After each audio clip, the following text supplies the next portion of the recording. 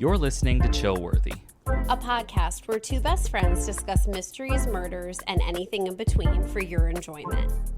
So if you're ready to hear some chilling and unsettling cases, you're in the right place. Happy listening.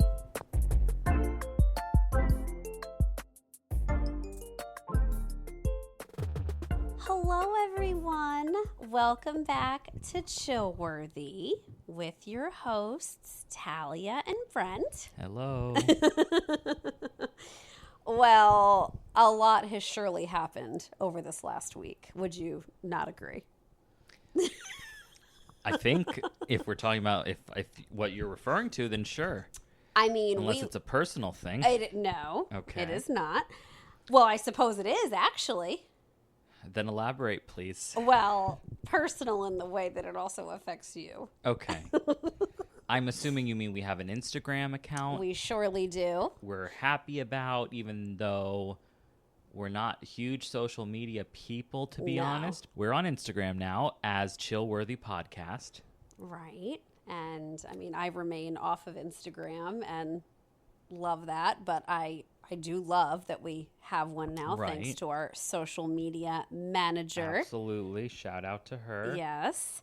And, just the fact that we went from 7 to 11 family and friends, which did gradually increase, to now public, which... Oh, well, yeah, that's actually the biggest thing. We actually started to upload these things. Right. On multiple platforms. Right, yeah. I mean, who truly would have thought any of this? Well, that was the goal. Well, yes. In reality. But that it would actually have continued and lasted. Well, so yes. And we are now able to be streamed on the World Wide Web. If anybody remembers from episode 1, part of this was we were going to do 5 episodes, and I was going, after the 5th episode, we were going to talk about if we were going to continue, because this is just a little pet project that's been in the works from me for years of asking and asking and asking. So you were persistent. I was. So I think, though, that we have decided we will continue on for a while. I think it's lovely. I have to say, I am enjoying this. I look forward to the episodes. I love listening to them after the fact. I had it in my head when we started this that I was never going to listen. Like, oh my God. That I wouldn't want to hear my voice, and I would just pick it apart. But I do enjoy, I laugh my ass off at us. And I'm not kidding. Oh, I do too. So. Yeah. Also, we've truly received such an overwhelming positive response from people. And I just want to thank everyone. Like, our friends and family have been troopers, giving it a shot. And I'm so grateful for anyone taking the time to listen to 5 minutes of one of these episodes, yes, never mind multiple. I agree. Yes. Also, we have recently come to learn via our social media manager, which I would like to use her name. She wants zero notoriety. She doesn't want to, she is always repeating this to me, but I think shall. Well, hey, you do what you want. Well, I don't want to make her uncomfortable, but it's Ashley. Or as we refer to her, Ishley. Ishley, right. And I'm just so, so deeply grateful for the time that she is taking to help us with this and the social media platforms. I agree. Yeah, however it wouldn't be happening. I wouldn't, because I think I've said to Talia, I'm already doing the editing, co-hosting. And I just didn't really want to do the social media part. And for her to take the reins. Yeah, for her to volunteer to do that and do such a good job. Yes, we are both extremely grateful. Yes. And with her uploading them and everything, she's able to, I guess, track the listeners or something, how many or plays. Yeah. That downloads, where people are located, who listen. So I also just want to acknowledge and thank everyone. There are quite a few people from outside of our home state and even outside of our home country that are giving this podcast a shot, which is wild to me. The whole thing is just wild. It's wild, baby. It is. It is. So thank you to everyone who are complete strangers and do not know us and are giving this a shot. And we're just very, very grateful. Yes, very. All right, well, I guess we should jump into the case today, which is actually going to be led by Talia today. Yes, I'm going to do one, and then I'll take another break, I believe, for a while. So before we get started, just doing our little typical disclaimer, I just wanted to say that in the age of the internet, there is a bunch of conflicting information out there. Right. So, while we have been researching, obviously we're going to come across things that may or may not be completely accurate. Despite our due diligence. All right, so let's jump right in then. So I have to tell a funny story first. So the case I'm doing, this is not funny. The victim, Sheila Kearns. I'm doing the research, and there's just something, I'm having this vision, this auditory hallucination basically, of in my head, I'm hearing this woman with an Irish brogue saying, Samantha Carson, which I have to also say. So I have trouble with accents, as Brent is well aware. Yeah, I cannot do them in imitations of people. I cannot understand them. Someone could be speaking perfect English with an accent, and I need an interpreter. I don't know. My brain cannot wire. And I have been that interpreter. Yes. It's so embarrassing and just ignorant, basically. But so in my head, like I said, I'm hearing Samantha Carson, and I'm thinking, where is this coming from? Who is this? Why is this hitting my head like this? So I'm thinking and I'm like, oh my gosh, it finally comes to me last night. I can't sleep. And it just sparks in my brain. It's from Girl Interrupted. Did you ever watch that movie? Oh, yeah. Do you know it? Are you familiar? Yeah. Okay.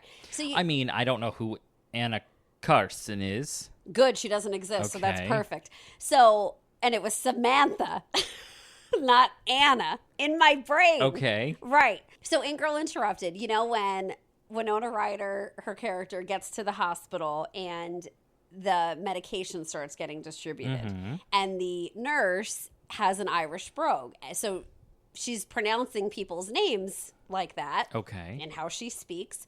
Okay, so fast forward to this morning. So I'm saying to Ashley, oh my gosh, I figured out what this was. It was from Girl Interrupted. It's the nurse. And when Winona Ryder comes in for her medication, the nurse says her name and she says, Samantha Carson.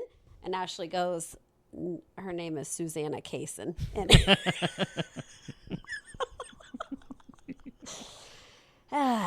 And like I said, the person that we're doing is Sheila Kearns. So really none of this makes sense, but in my brain it certainly does. So that's my story. So Sheila Kearns was a park worker at Mount Rainier National Park. So I have been there, if you recall. You have? I have. My roommate in college and I get together every few years, and we meet and go on a trip. And one particular year we went to Mount Rainier, and it was lovely. I mean, it is definitely in my top 5, possibly top 3, I guess 3 really. Beautiful places, and just the memories from that trip were wonderful. And so I searched that specifically to see, I assumed it's a national park, there were definitely going to be missing person cases. Hell, yeah. Right. So, okay. So Sheila went missing in October of 1996. And like I just said, this is obviously not the only case that occurred, missing person case that occurred in Mount Rainier. But Sheila is our National focus. parks are black holes. You have said. I'm just saying. What was I'm that? saying again. Missing 411. I was just going to say, what was They that? are black holes. Now, let's just discuss that for a minute. Why do you think that is? Do you have any theories? I mean, there has to be something.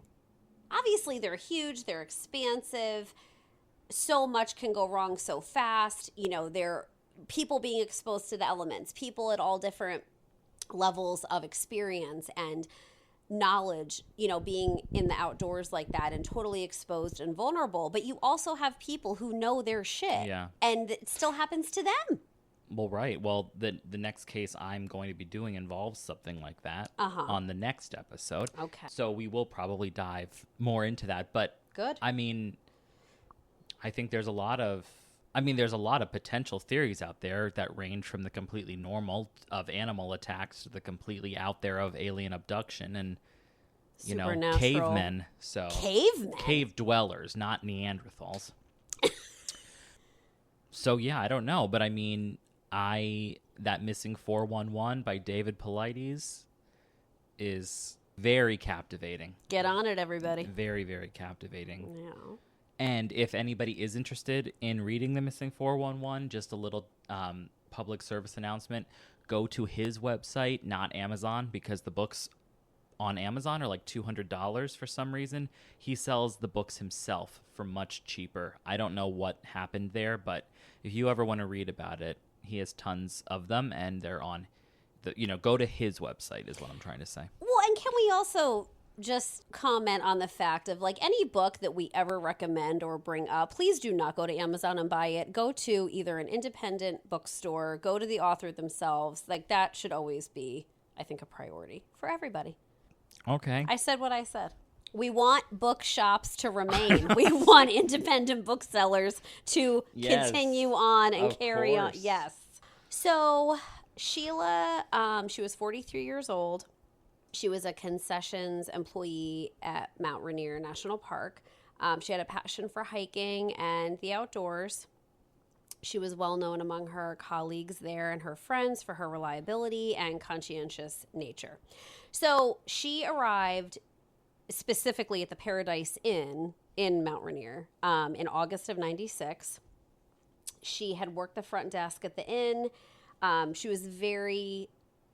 She sounded like a complete sweetheart, just went out of her way to be very kind and welcoming. Obviously, she's working the front desk. I hope she's like that towards the guests, but even coworkers described her as that. So she disappeared in October in 96. And it just, okay, so let me go back. So on October 1st, the inn closed for the season. So that was like the end of the summer season. And there was always a farewell party for staff, and she attended this. But she was super excited because she went up to several friends at this party saying that she was actually going to stay on. She was hired to work the winter crew. I was just thinking in my head about The Shining. Why? You've never seen that movie? I have. So you can imagine my surprise. That's exactly what happens. The guy, the main character, gets hired to be the winter crew. Jack Nicholson. Right. At that Overlook hotel. I mean, and that is so creepy to me in general, the idea of when you have a big building that's like normally for, how many months out of the year bustling with people, and then due to where it is or due to the business that it does, it just kind of like gets basically abandoned for like months out of the year. Right. I don't know. That creeps me out. All those nooks and crannies just empty now, like all those rooms and shit. But okay, anyway. Waiting for disaster. Right. So she's going to overwinter there. Actually, I'm going to go back to The Shining quickly. Oh. Yes. Two things.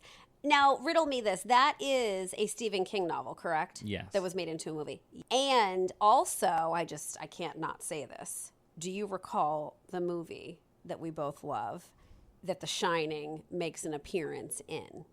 No.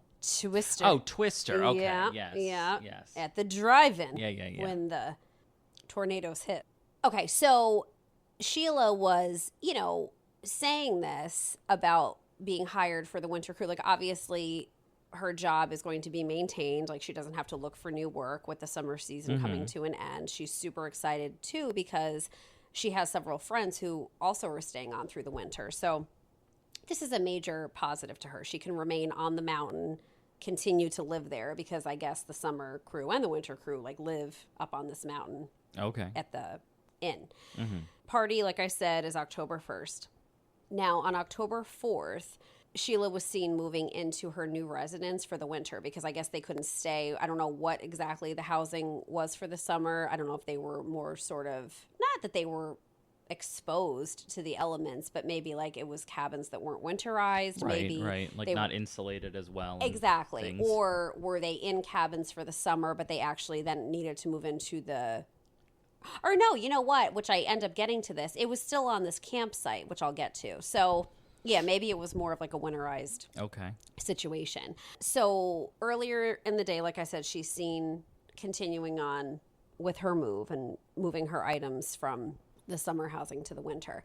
At 6:30, she is last seen at this time eating dinner in the employee lounge in Longmire, which is the small camping community. It's in Mount Rainier National Park, and this is where the park employees do reside. Okay. She's in good spirits. She's enjoying her meal. She's chatty as usual, you know, her outgoing self.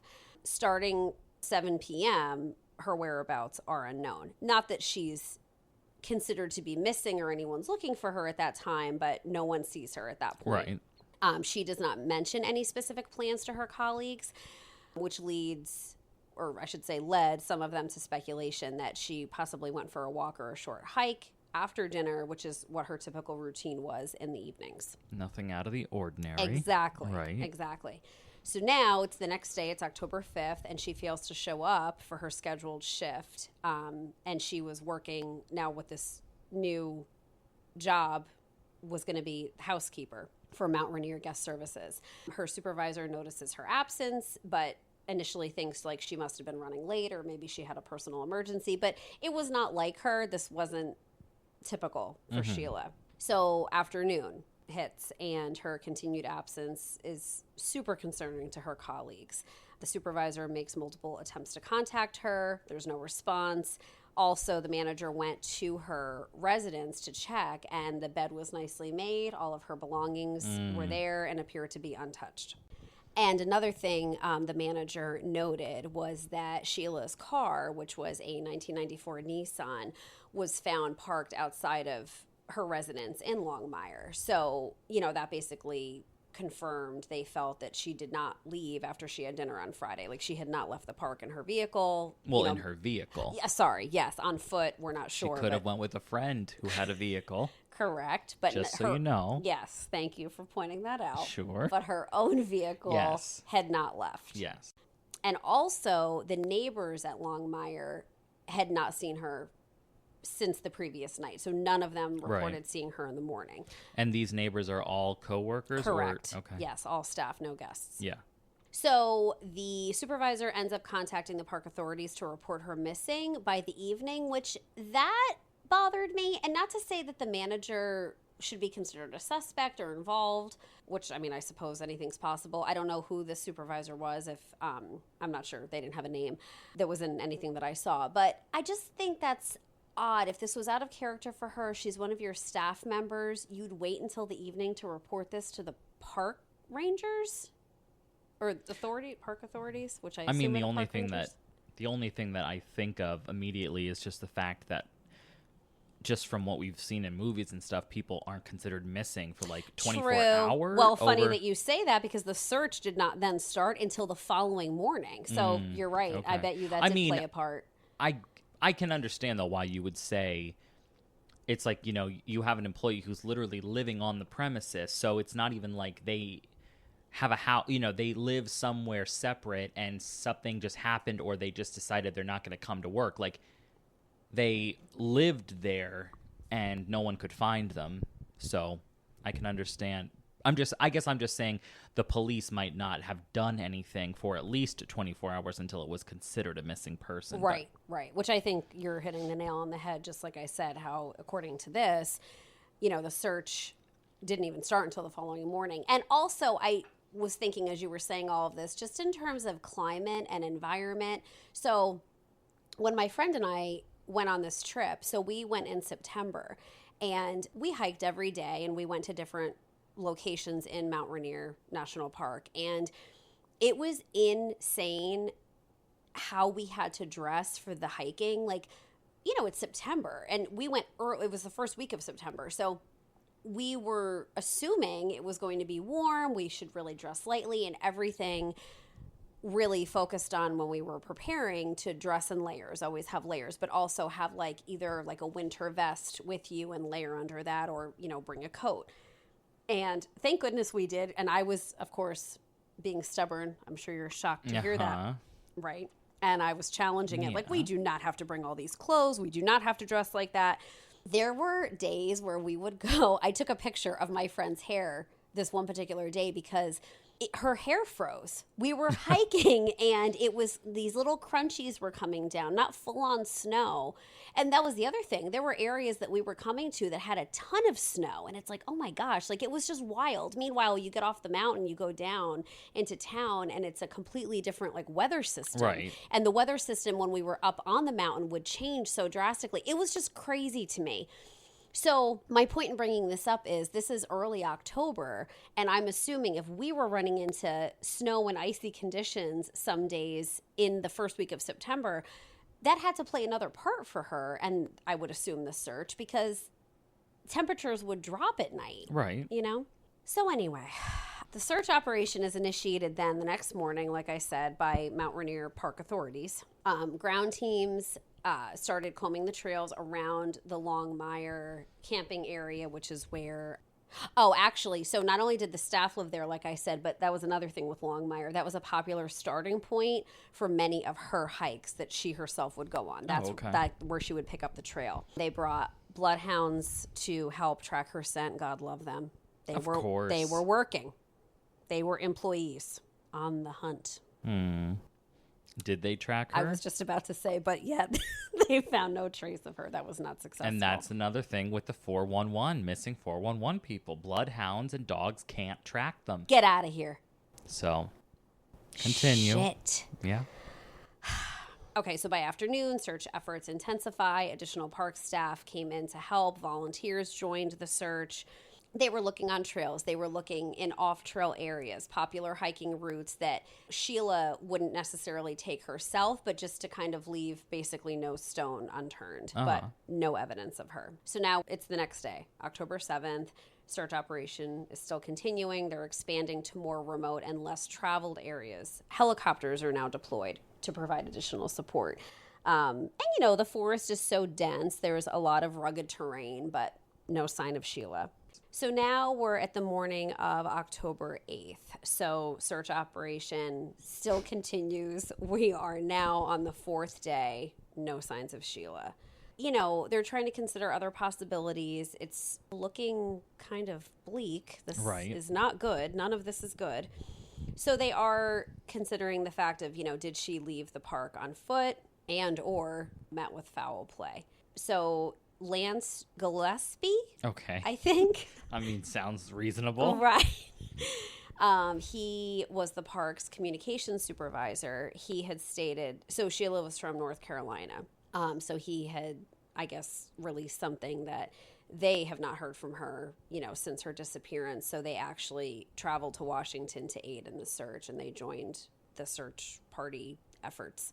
They were extremely distraught, of course. And I can't even imagine the level of panic. And, you know, like your case, Sandra Hughes, and another example of someone who was very well-versed in the outdoors and, you know, a survivalist, and troubling, where not that disaster can't reach everyone, but like these people are, you would think, more equipped.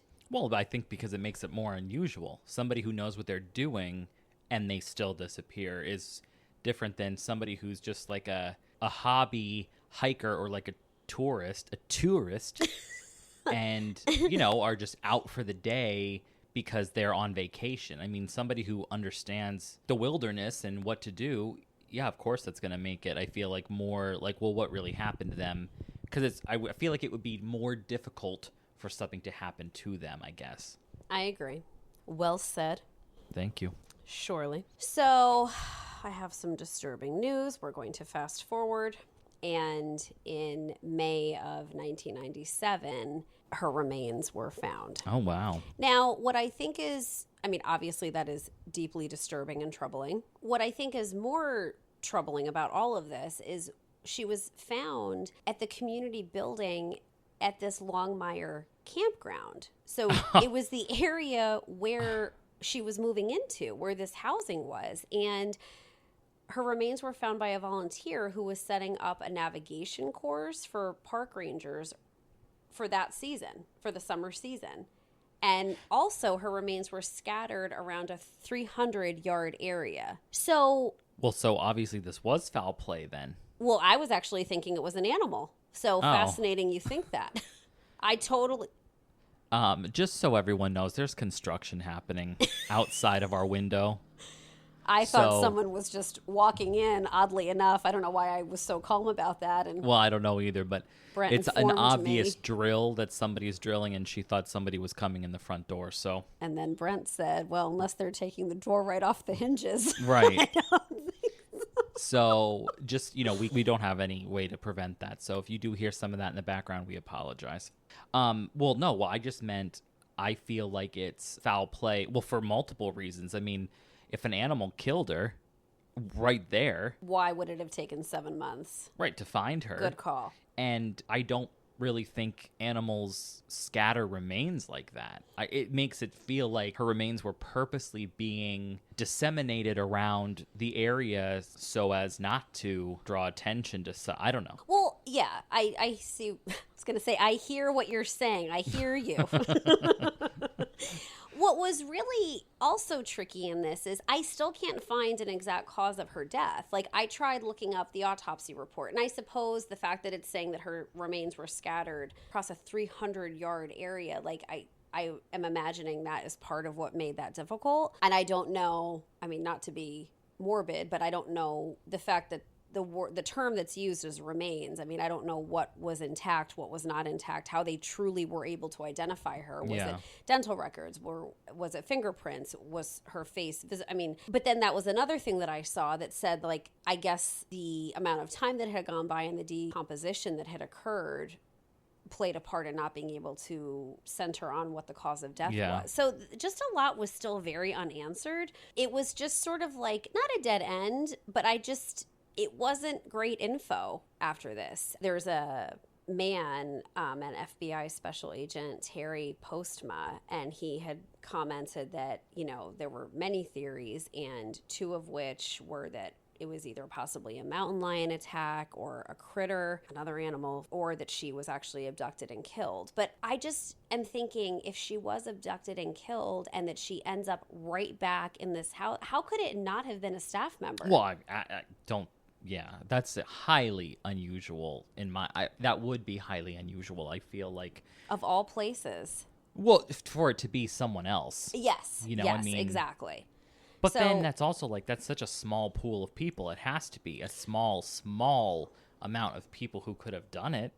Well, and then too, I'm thinking guest-wise, I suppose, even though that was the specific area where staff lived while they worked there, it's not to say, like, I don't know what the distance was of where guest cabins were or if guests were coming. I mean, it was the inn. There were guests there in the vicinity. So. And how old did you say she was? 43. Oh, okay. So the FBI agent also acknowledges that confirms that they did look at a number of people in the area, colleagues of hers, staff at the Paradise Inn, as potential suspects, but investigators cleared everybody who was interviewed. So it just makes me wonder, how deep did they dive? I don't know. It's odd. So you had asked earlier about how old she was, and I found some things. There was an article with, different friends who had shared different things about Sheila, and this one person said she was kind of trying to start over. She was in her 40s. She wanted a new start. This was going to be kind of like a new endeavor for her, which just breaks my heart. This is obviously such a tragedy, but... I mean, it reminds me of Sandra Hughes. Well, yes. How she wanted to just take a break from society, basically, because of COVID, and just go be one with nature. I mean, this is obviously different, but... Right, but similar. Definitely similarities, yes. This friend had said that I guess Sheila was in the Peace Corps and was married at one point, but I guess paid her husband's way through medical school, and then he left her. Oh, lovely. So really, I think I mean, I heard that thinking like she was really trying to do something for herself, like with this, moving and trying to make a go at it.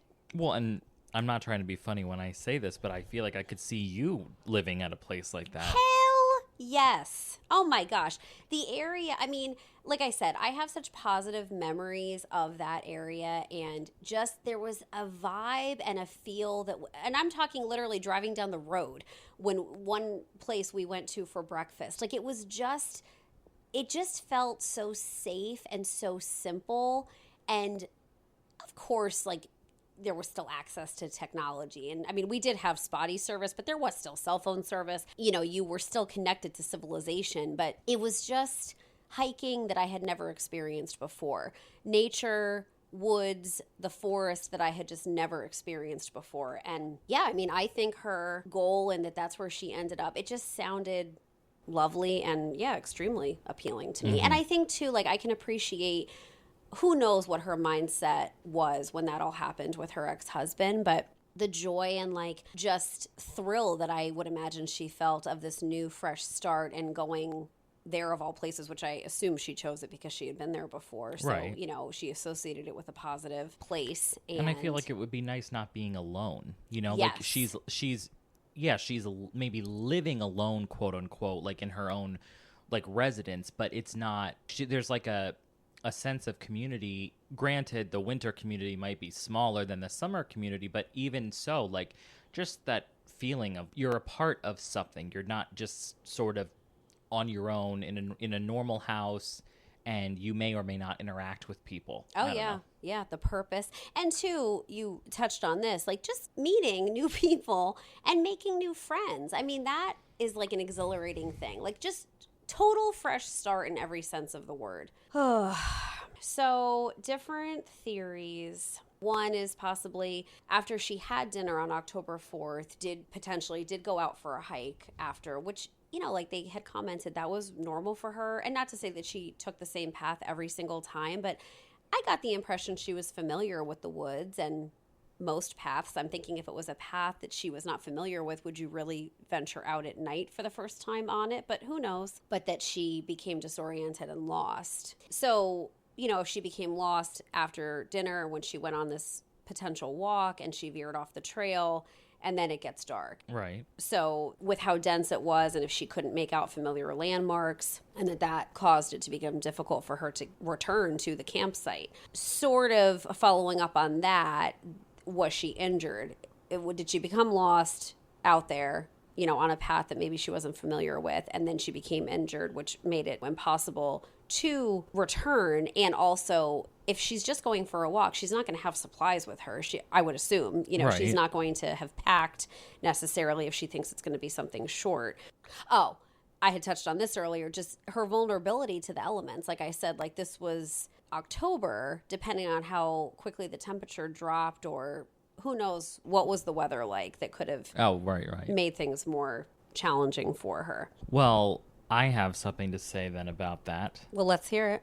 I don't believe either of those two theories, because why are her remains scattered everywhere? And if she got sick, or not sick, disoriented and fell or broke an ankle, that doesn't mean that her body gets strewn about for 300 yards or whatever you called it. I mean, I feel like somebody had to have killed this woman. And I can't believe I'm saying this and that my mind, one, did not initially go there, but that I am still going forward with this animal theory. Like I'm thinking to myself, well, if she did get injured out there and she's in this, you know, remote location and an animal did come upon her at night and she was defenseless. She had no gear with her. She had literally nothing with her potentially. This was in the 90s. Mm-hmm. So I'd imagine no cell phone to call for help or anything. And depending on how far in the forest she went, if no one could hear her cries for help, and the animals that are out there, you know, that are nocturnal, and if she ended up running into the wrong one, that's where my mind went initially with the remains being scattered. It did not go down the foul play road. And you know I am very keen on that road. I go down that road all the time. Well, didn't you say, though, that her remains were scattered around the camp or not the camp, not the far resort from area? the residence, like where the staff, Longmire was like a camping area, and that is where the staff all were residing. So they were not actually in the inn. Oh, okay. Yeah. Okay. But yes, I mean, it was still close to the inn, Yeah. I think. I don't have the exact, location or what the distance was. So yeah, I don't know.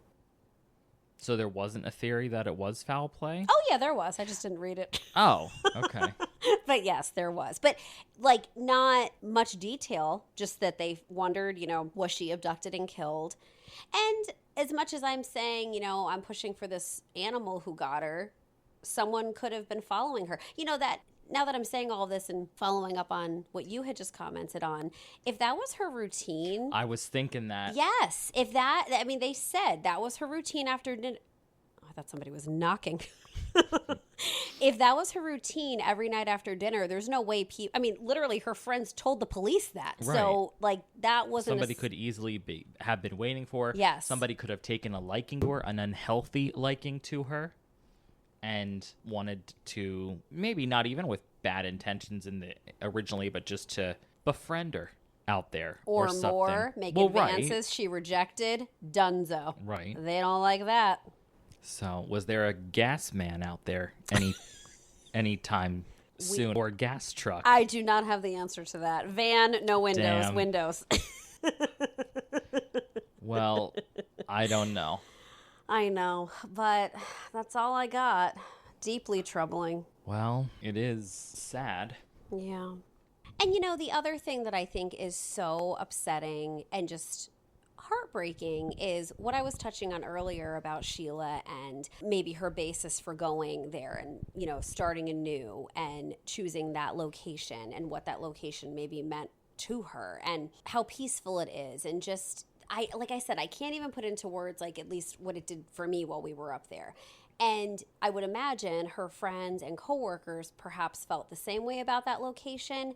And now it is forever tainted, basically, by this terrible tragedy and where it doesn't feel safe. And that this is where her life was lost. And no one even knows definitively what happened. And it's just, it breaks my heart for these people. I wonder if and I mean, this is just obviously for people who go off that spooky vibe and stuff, but I wonder if they tell ghost stories now or something, because this happened, what you said, 1996, I right? believe so. Quite a while ago at this point, which doesn't feel like it. Oh, I know. But the idea of I wonder if it has now a reputation of being haunted post this tragedy or something, where it's it's, if that inn is known for weird things now or something. True. I don't know. True. Oh yeah. But possibly. Well, thank you for reporting out. Well, you're welcome. This was nice. It was. I just want to reiterate that we are on Instagram, so feel free to give us a follow over there. Again, it is Chillworthy Podcast on Instagram with a whole 26 followers. You got to start somewhere, man. Absolutely. I think in a week, 2 weeks' time. Well, I don't even think we're at 2 weeks. We could break 30. I was going to And I hope we do. Right. Onward and upward. And you know it. I do know it. Right. All right. Well, chillers, thank you so much. We appreciate you joining us. And as always, stay safe. And stay chill. Bye. Bye-bye.